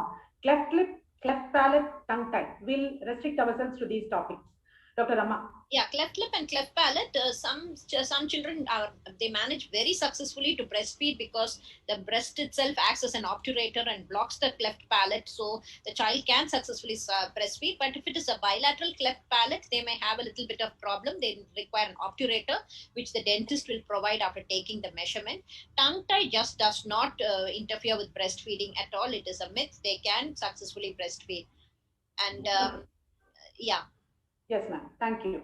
And this is for Gauri Meena. How will you manage a lady who has progressed from other problems to now breast abscess?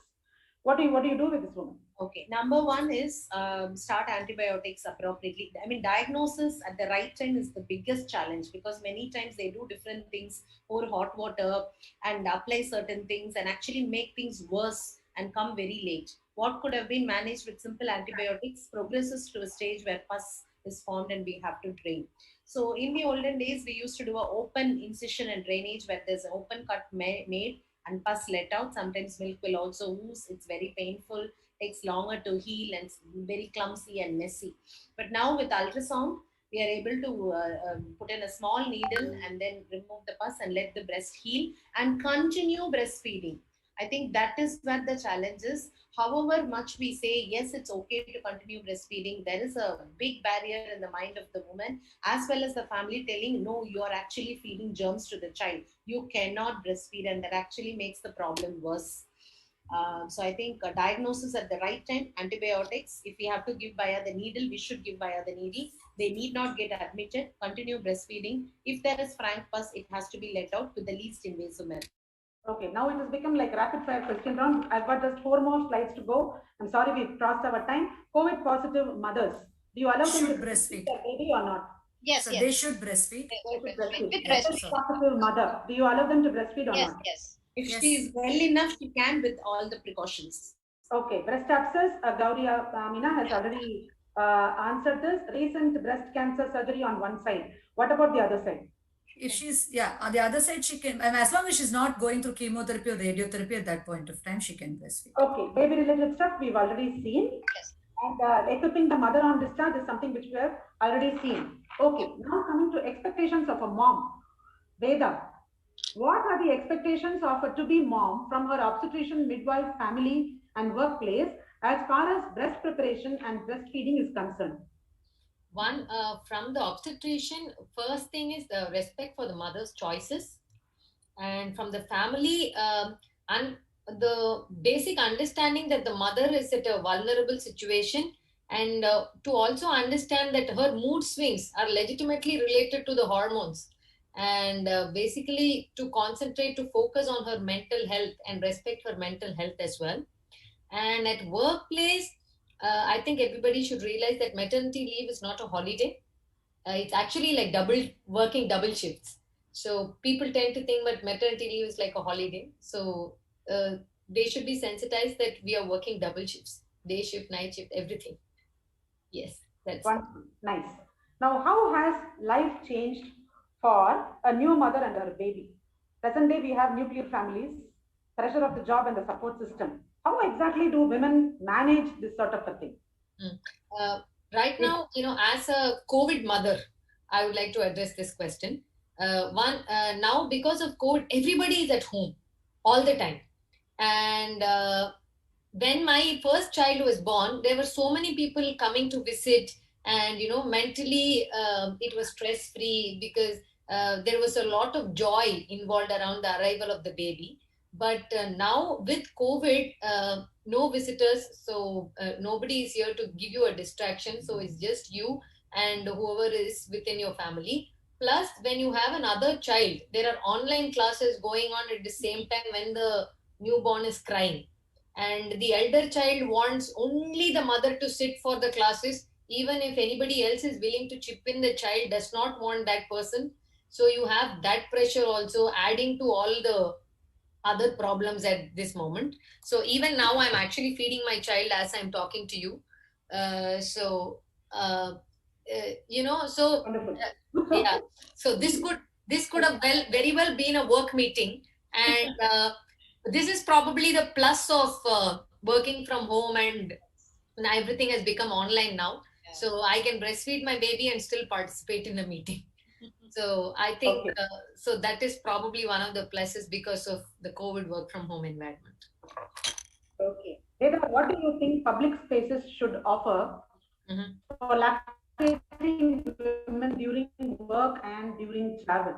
We are not very comfortable as mothers carrying our little ones around. So because we are uncomfortable, we are having body pain, we are tired, we are jubilant, exhausted, in pain, everything, and on top of that, we have to disrobe and feed the baby. So what do you think India can do so that we can have keep the mother comfortable and the baby comfortable? What do you think extra things can be available which are actually very essential? Mm. Veda.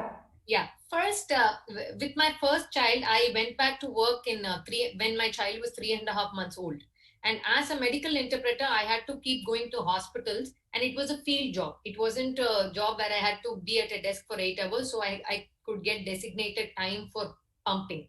So I was on the move, and when I was in hospitals, especially in when I was attending to a child in a pediatric ward, when other children start crying, my breast will become full, and I will desperately look for a place to express, and I will see that the feeding room is full, or there is no feeding room, and the feeding room was only for mothers who are actually feeding the child, and not for mothers who are looking to pump.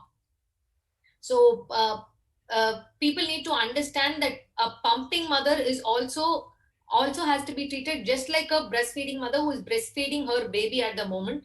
The mother who is pumping is also has to do it within that time, because if I don't pump at that moment, then I will get breast engorgement. I'll feel very uncomfortable. So that differentiation, uh, people need to understand that pumping mothers should be given priority like breastfeeding mothers. So that is one thing which I personally felt when I was pumping. And the second thing is, feeding rooms should be maintained properly. A lot of people, like bus stands, for example, bus terminuses have a palutum array, but nobody knows if it is good enough to go and actually do the breastfeeding. So if breastfeeding rooms should not just be a mandatory thing that has to be there, but it should also be maintained properly. And I'm yet to see a feeding room at a mall. So there are so many malls and they have so much space. I have never seen a feeding room We at a still mall. don't have spaces for. Yeah. We Yes. have square feet and square feet, thousands of them, and Yeah. we don't have moms who are given privacy and time. So feeding time and a toll-free number, breast app. I think this Foxy breast committee is coming up with a lot of new things on the way, and we will be updated on that. Thank you so much for the thing. So as of now, this is the last slide. So what can we do? The grassroots level has to be the change, starting from the government, private sector, society, family, and obstetrician. We should have access. What we talk, it should not be on paper and in the video. It should be like sort of there available for women and their babies. One golden point from each of you. Just one point what you want to reiterate today. One point from each of you. Start off. Gauri. For me, Gauri Meena. I'm looking at everything as an advocate for the child. So I need to speak for the ones who can't speak. So the child cannot fight for itself. So I need to do that. That's what I think. As for me, I think Dr. Rama. I think we need all the support from the obstetricians. I was telling you earlier, initiation is one thing, and you are the first point of contact for the mother, and she trusted you, and she's been with you for 10 months, and anything that you say goes. So please, I require and I request you to put in some more effort. I know it is very difficult with your overwork, but please see that at the point of discharge, you have ensured that the mother and the baby are happy together. Thank you. Dr. Rekha? Nothing is set in stone. So this is one message that I would give my new mothers, that nothing is set in stone. As long as you're happily feeding, we're perfectly fine. There are some times when you cannot feed, it's perfectly fine. So as long as you're enjoying your motherhood, we're fine with anything. But we will keep supporting breastfeeding at any cost. Yeah. Wonderful. Moderating this panel has been a very satisfying experience. Such wonderful panelists. Thank you all for sharing your knowledge, experience, and your time today. Wait. I have just a couple of questions. Yes, madam. It was a wonderful panel. I'll be talking about it later. But about the grips, the hand holding grip or whatever, cuddling grip or the football grip, which one is better and which one is not? Rekha? Ma'am, as I mentioned earlier, these are things we teach the mothers. The first 1 or 2 days, we teach them the cradle hold, where they hold the baby with the same hand as the breast that they're feeding. But we also realize that as the days go by, the breast can get heavy, and if they're going to hold the baby with the same hand, the shoulder and the lat can hurt them. So we also teach them the cross cradle hold. So there's diagonal distribution of weight. If the mother has a big breast or the baby is small or the mother's gone through a cesarean, we also teach them the football hold. We don't recommend lying down and feeding, but if the mother really wants to do the lying down feeding, of course she can do it as long as the primary caregiver is around. And if the mother sleeps off or the baby sleeps off, they take the baby off the breast, put the baby in the burp position and leave. Now, having said this, all these position, posture, latch, all this we teach the mother. But eventually the mother and the baby fall into their own position, which might not pass my certified eye at all. But eventually, is the mother happy? Is the baby feeding well? Is the baby gaining weight? Is the mother having a painless breastfeeding experience? We are perfectly fine about how they are feeding. I think it's also important to warn them about the sudden cord deaths, because quite often the attenders sleep off, mother is too tired, she makes the baby lie onto her side and then keeps feeding, and she also falls asleep. The whole breast is on the baby and it shoots the baby. Yes. We have seen a few deaths like that, immediate postnatal. So I think it is important for us to tell that it's very important that she's awake and aware and conscious and then give, or the role of the attender is also important to keep them under vigilance on those things. I think it's very important.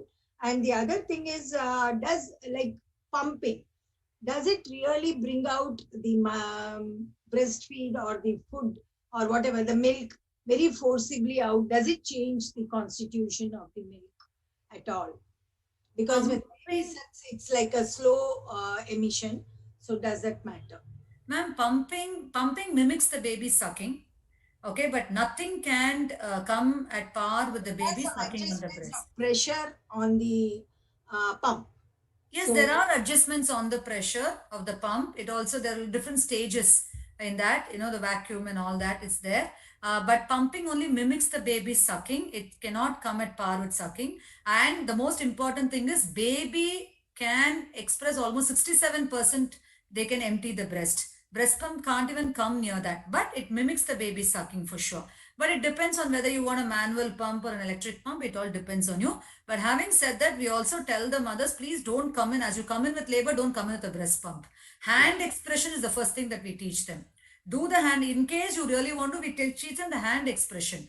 Because it's actually the hand expression can express more milk than breast pump. Right. But it can get laborious. I'm not saying no, but if they learn the tactic right, it actually is much easier.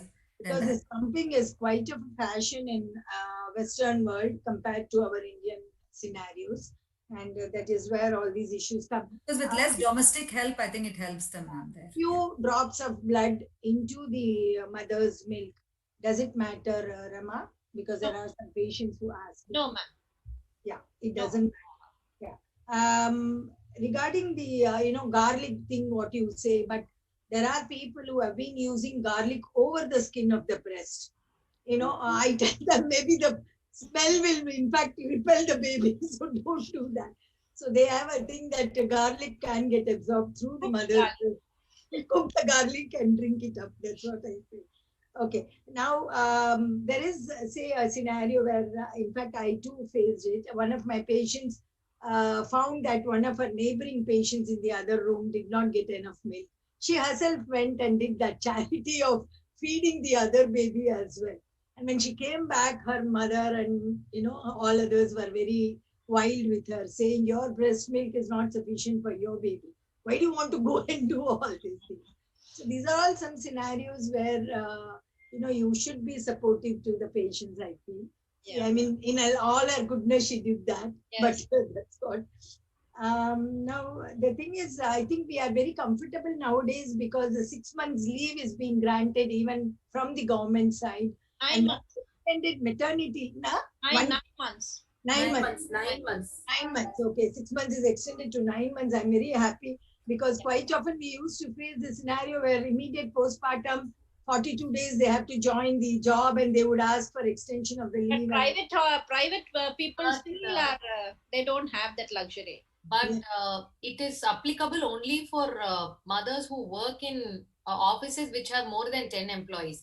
In India, unorganized labor is about 80%. So all those mothers in the lower strata of society don't get the privilege of maternity leaves. And they need it more also. And do you always advocate on the on-demand feed, or do you think some hourly kind of a schedule? No, it is on demand. Now we say responsive feeding. Responsive feeding. No time. The baby is entitled to feed at any time he wants. So if there are no more questions, anybody cross-questioning anything? I want to add something. With baby showers, people get gifts like pacifiers and all the breast pumps and things like that. And even the clothing, the ones that are looking very nice to wear and fashionable, they have very small openings to open and feed. It's not even enough for the areola to get exposed. That itself is a hindrance to breastfeeding. I think old style sari and blouse is useful, or a t-shirt where there is outer clothing which we can lift off and then freely breastfeed and cover up. So even this I will add in the hospital packing list or antenatal shopping list, so that they have a chance to explore different things. Look beautiful, but also, feed happily. But nowadays the fashion is that postnatal 90s, postnatal t-shirts, everywhere there is two side zip and they are very comfortable just opening and feeding. So that was, if there are no more discussions, I think we have already overshot the time. So in fact, it was a very, very wonderful and very interactive panel, I would say. I would render my personal thanks to all the panelists, Rekha, Sumati, Rama, Veda, and of course Gauri Meena, who in fact I would be doubly thankful to have brought in Veda as a very responsive, very vocal, very nice. Nice to have had you, Veda, and always very grateful to all of you for having. Very insightful for me as well. Thank you very much. Thank you so much. And anyway, over to Geeta, our Secretary Oxy, for a formal vote of thanks. My heartfelt thanks to all of you. Yes, Geeta. Thank you, all of you. That was a wonderful and lovely panel. We all enjoyed, and all our doubts were clear. Whatever we had to ask, each and every one of you, you are great in your field. You cleared all of us our doubts. And as Dr. Rekha said, we have to, as we prepare for labor, we should prepare for feeding too. Our theme is protect breastfeeding, a shared responsibility. Each one of us should understand that, and we have to start implement. Madam, Dr. Shantakumari, I thank Dr. Shantakumari Madam for her speech, and all the panelists and the great moderator, Dr. Sumati Premanand, and the idea behind our President Madam, and our own delegates and the makers of Gallant MCure for sponsoring this webinar. Thank you all. Thank you, MCure. My special thanks to MCure for having done the job so well. Thank you. Thank great. Thank you so much, Vijayalakshmi ma'am and entire Chennai society for giving us this opportunity. And ma'am, I would like to highlight this that we had around 250 attendance for this webinar. Excellent. So that is on all the platforms. So it was really a wonderful session. And I think when we are talking about breastfeeding, so definitely MQR has also taken an initiative. So before we close the session, I would like to take your few minutes just to show a video of the website which MQR has launched. You are welcome.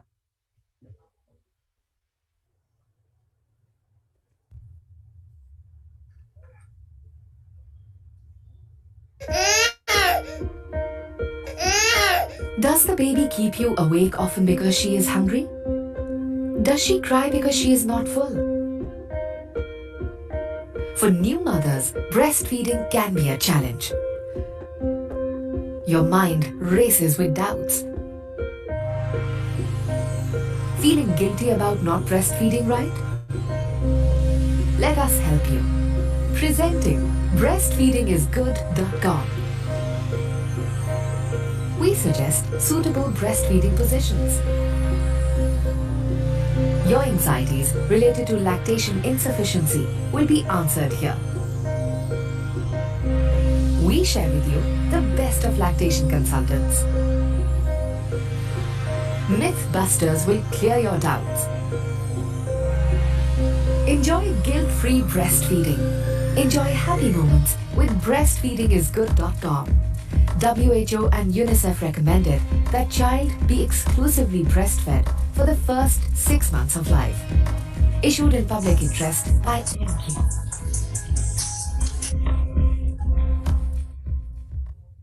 Yes, ma'am. So this is the website. I hope that you all must have seen www.breastfeedingisgood.com.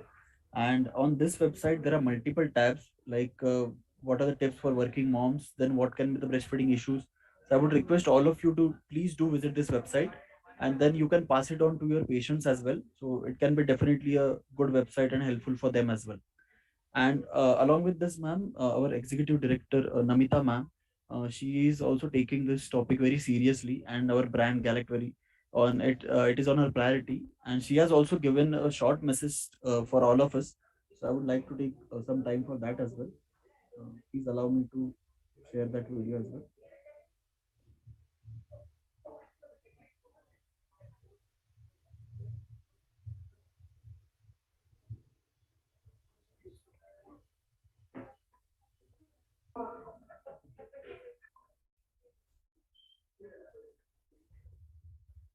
Hello, everybody. I'm Namita Thapar, Executive Director of MQ Pharmaceuticals.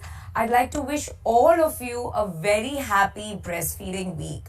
RCOG has stated that the fourth trimester is the most crucial period for a mother and her baby. However, it is also the most neglected period. Breast milk is truly the best milk and the best gift and most precious gift a mother can give her baby. So let's all work towards spreading awareness, getting more informed, and like I said, happy breastfeeding week to all of you. Yes, ma'am. So this was a message from Namita ma'am. And I would like to thank from the entire team MQR and Zenix as well. Thank you so much to all the faculty and the Chennai Society for giving us this opportunity and conducting this webinar. Thanks a lot. Thanks a lot. You say it Oxy Chennai. Don't say Chennai. Yes. Yes, ma'am. It Oxy Chennai. continues as the Obstetric Gynec Society of Southern India. Okay. Yes, ma'am. Yeah, though we have sort of centralized to Chennai because of the growing population who have Right, ma'am. branched out into different places, but we still retain the name of Oxy, which comes as the society under Foxy. Okay. Yes, ma'am. Thank you so much for bringing in this program and suggesting. And then I was initially a little hesitant. You know, we have been talking to your representatives. Yes, yes, I'm ma'am. really glad, and my special thanks to Mr. Venkatraman, yeah. Venkat, and also to Amardeep, Yes. who have been in continuous touch with me. Thank you so much, and thanks a lot, all of you. Thank you, ma'am. Thanks a lot. Thank you, so wonderful. much. Thank you, Sumati ma'am. Thanks a lot. Thank Yeah. you for the opportunity given, madam. Yeah. Thank you for all the technical support. Thank you Thank you. Thank you, ma'am. Thank you, ma'am. Thank you. so much. Mama, it's a pleasure meeting you. Pleasure Yeah, meeting thank you. you, Vijayalakshmi, ma'am. I've met you before, but anyway, thank you, ma'am. Thank you. Thank you all. Bye, Gauri. Thank you. Bye, Veda. Take care. Bye bye. Recording stopped.